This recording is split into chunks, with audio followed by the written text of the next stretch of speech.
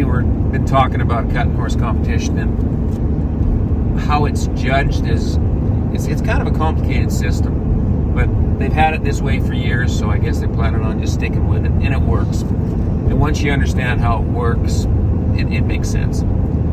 So a cutting horse run is marked between 60 and 80 points, with 70 being right in the middle here. Got to make sure I'm not speeding too much.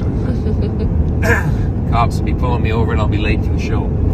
So it's marked between 60 and 80 points, with 70 being right in the middle. So if you have a run where you go out there and you just do your job, nothing great happens and nothing bad happens, you're going to mark a 70. If good things happen, you're going to mark better than a 70. If bad things happen, you're going to mark less than a 70. Now what I mean is, good things is, there's on the judge's sheet, there's sections in there to where that they would give you credit for say driving way up with your cow. So that's cutting your cow out of the herd, driving way up the pen, so credit is earned there, your score would go up.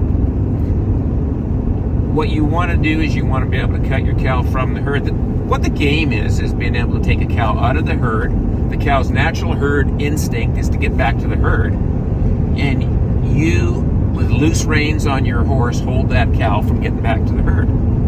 So the horse that does the best job of holding that cow in the middle of the pen and not letting it back to the herd with the most amount of turns is going to win the cutting. If you allow that cow to get out of the middle of the pen trying to get back into the herd, and you're not losing it now, it's not getting back to the herd, but you're allowing it to get out of the middle of the pen, your mark is going to go down because you've let it out of the middle of the pen. So as you're riding down to the herd and you cross your timeline, you're sitting at a 70.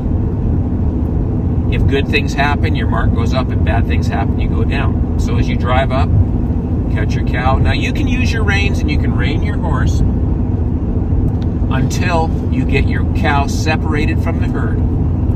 Once you get your cow separated from the herd, the one you're going to work, you have to put your hand down. And you have to have a loose rein and allow your horse to work that cow. When I say work that cow, what do you want your horse to do is to stop that cow from getting back to the herd.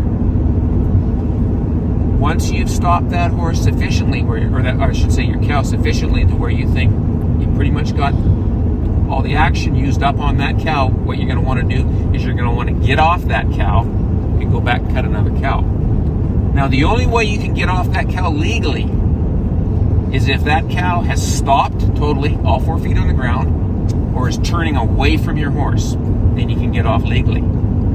If you quit that cow, which is pick your hand up, stop your horse from working it, while that cow is moving forward or turning towards your horse, that's called a hot quit, and that's a penalty.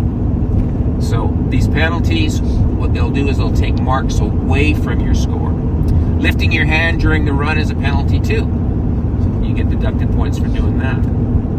So you can use your reins when you cut your cow, but once you get your cow separated from the herd and you're going to work it, you have to put your hand down and let your horse work on a free rein. The horse that has the most turns in the middle of the pen generally wins the cutting. That's what we're all striving for.